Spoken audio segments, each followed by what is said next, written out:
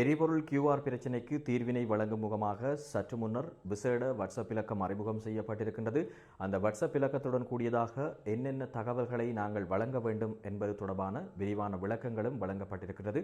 எனவே அந்த விடயம் தொடர்பாகத்தான் இந்த காணொலி மூலமாக பார்க்க இருக்கின்றோம். எங்களுடைய சேனலுக்கு வருகின்றவர்கள் இன்னும் சப்ஸ்கிரைப் செய்யாமல் காணொலிகளை பார்த்துக் கொண்டிருக்கிறீர்கள் என்று சொல்லி சொன்னால் மறக்காமல் சப்ஸ்கிரைப் பண்ணிக்கொள்ளுங்க. ஒவ்வொரு அப்டேட் சம்பந்தமான விடயங்களையும் நாங்கள் உங்களோடு பகிர்ந்து கொள்ள தயாராக இருக்கிறோம். சரி, விடயத்திற்கு வரலாம். கடந்த 2 நாட்களாக பொதுமக்கள் மத்தியில் தொடர்ந்தும் ஒரு சிக்கலான நிலைமை, அதே நேரம் இடர்பாட்டுடன் கூடியதான நிலைமை நிலவி வருகின்றது. காரணம் என்னன்னு சொல்லி சொன்னால், புதிதாக வாகனங்களை வாங்கியவர்கள் அல்லது தனிப்பட தங்களுடைய வாகனங்களை வாங்கியவர்களுக்கு இந்த QR கோடு எரிபொருளை பெற்றுக்கொள்ளும் முகமாக QR கோடுகளை பெறுவதில் எந்த விதமான சிக்கல்களும் ஏற்படவில்லை. அவர்கள் உடனடியாக தங்களுடைய QR கோடுகளை பெற்றுக்கொள்ளக்கூடியதாக இருந்தது. ஆனால் 2வது 3வது என்பதாக வாகன உரிம மாற்றங்களை செய்தவர்கள் உடனடியாக இந்த QR கோடுகளை பெறுவதில் தற்போது வரை தொடர்ந்தும் சிக்கல் எதிர்நோக்கி வருகின்றார்கள்.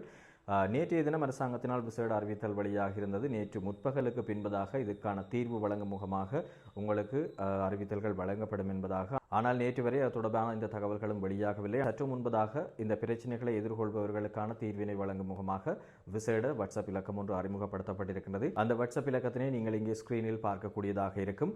டிஜிட்டல் பொருளாதார அமைச்சு தான் இந்த வாட்ஸ்அப் இலக்கத்தை அறிமுகப்படுத்தி இருக்கிறார்கள். இந்த வாட்ஸ்அப் இலக்கத்திற்கு என்னென்ன தகவல்களை நீங்கள் அனுப்ப வேண்டும் என்று சொல்லி சொன்னால், முதலாவதாக உங்களுடைய வாகனத்தினுடைய இலக்கம் கட்டாயமானது. இரண்டாவதாக இந்த வாகனம் யாருடைய பெயரில் பதிவு செய்யப்பட்டிருக்கிறது அல்லது இந்த வாகனத்தினுடைய உரிமையாளர் அவரது தேசிய அடையாள அட்டையினுடைய புகைப்படம் அனுப்பப்பட வேண்டும். இரண்டாவதாக சாரதி அனுமதி பத்திரத்தினுடைய புகைப்படம் அல்லது உங்களுடைய கடவுச்சீட்டினுடைய புகைப்படத்தை நீங்கள் அனுப்ப வேண்டும். மூன்றாவதாக மிக முக்கியமான விடயம், தற்போது வரை செல்லுபடியாக கூடிய வாகன வருமான அனுமதி பத்திரம், அதாவது உங்களுடைய டாக்ஸ், இந்த விடயத்தையும் நீங்கள் புகைப்படம் எடுத்து அனுப்ப வேண்டும். இறுதியாக உங்களுடைய வாகன பதிவு சான்றிதழ், அதாவது வாகனத்தினுடைய புத்தகம், இவற்றையும் நீங்கள் தெளிவான முறையில் புகைப்படம் எடுத்து இந்த வாட்ஸ்அப் இலக்கத்திற்கு அனுப்ப வேண்டியதாக இருக்கும். இவ்வாறு அனுப்பியதன் பின்னராக உங்களுடைய தகவல்கள் முற்றுமுழுதாக பரிசோதிக்கப்பட்டதன் பின்னர் அவர்கள் மூலமாக உங்களுக்கான தீர்வு முறை வழங்கப்படும் அல்லது உங்களுக்கான QR கோடுகள் வழங்கப்படும். இதில் விசேடமாக கவனிக்க வேண்டிய மற்றொரு விடயம் என்னவென்று சொல்லி சொன்னால், குறித்த இந்த வாகனம் யாருடைய பெயரில் பதிவு செய்யப்பட்டிருக்கின்றதோ அந்த வாகனத்தினுடைய உரிமையாளர் மாத்திரமே இவற்றிற்கு பதிவுகளை மேற்கொள்ள முடியும் என்பதாகவும் வரையறுக்கப்பட்ட சில அறிவித்தல்களும் விடுக்கப்பட்டிருக்கின்றது. மேலும் இங்கு நீங்கள் வழங்கப்படக்கூடிய அனைத்து தகவல்களும் தனிப்பட்ட தரவுகளும் 2022ஆம் ஆண்டின் தனியுரிமை சட்டம் எண் 9 படி பாதுகாக்கப்படும் என்றும் டிஜிட்டல் பொருளாதார அமைச்சகம் மேலும் சுட்டிக்காட்டியிருக்கின்றது. எனவே இங்கு அனுப்பப்படக்கூடிய தகவல்கள் குறித்து மக்கள் அச்சமடைய தேவையில்லை.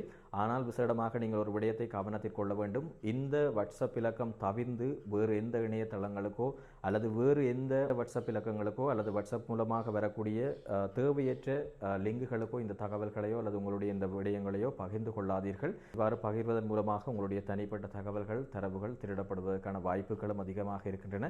எனவே இந்த விடயங்களை கருத்தில் கொண்டு இவற்றிற்காக பதிவுகளை நீங்கள் மேற்கொள்ளக்கூடியதாக இருக்கும். இறுதியாக நீங்கள் அந்த வாட்ஸ்அப் இலக்கத்திற்கு அனுப்பக்கூடிய புகைப்படங்கள் அனைத்தும் தெளிவான முறையில் இருக்க வேண்டும். அங்கே அந்த தரவுகள் அவர்களால் இலகுவாக விளங்கப்படக்கூடிய வகையில் இருக்கின்ற போதுதான் உங்களுக்கான தீர்வுகளையும் நீங்கள் இலகுவில் பெற்றுக்கொள்ளக்கூடியதாக இருக்கும். அதே போல இந்த காணொலியை பார்த்துவிட்டு கடந்து செல்லாமல் முடிந்தளவு உங்களுடைய சமூக ஊடகங்களுக்கும் பகிர்ந்து கொள்ளுங்கள். ஏனென்று சொல்லி சொன்னால், அநேக மாணவர்கள் தற்போது வரை இந்த QR கோடை பெற்றுக்கொள்வதில் பெரும் சிக்கல்களை எதிர்நோக்கி கொண்டிருக்கிறார்கள். யாரிடம் சென்று இது தொடர்பான தீர்வுகளை பெற்றுக்கொள்வது என்பது தெரியாமல் அநேக மாணவர்கள் இருக்கிறார்கள். எனவே முடிந்தளவு உங்களுடைய சமூக ஊடகங்களுக்கும் அதேபோல் உங்களுடைய உறவுகளுக்கும் பகிர்ந்து கொள்ளுங்கள். ஏதோ ஒரு வகையில் மற்றவர்களுக்கும் இந்த விடயம் தொடர்பில் நன்மை அடையக்கூடியதாக இருக்கும். இதுபோன்ற தொடர்ச்சியான பயனுடைய செய்திகளை அறிந்து கொள்ள வேண்டுமாக இருந்தால் எங்களுடைய சேனலை மறக்காமல் சப்ஸ்கிரைப் பண்ணிக்கொள்ளுங்க, ஃபாலோ பண்ணிக்கொள்ளுங்க. நன்றி, வணக்கம் உறவுகளே.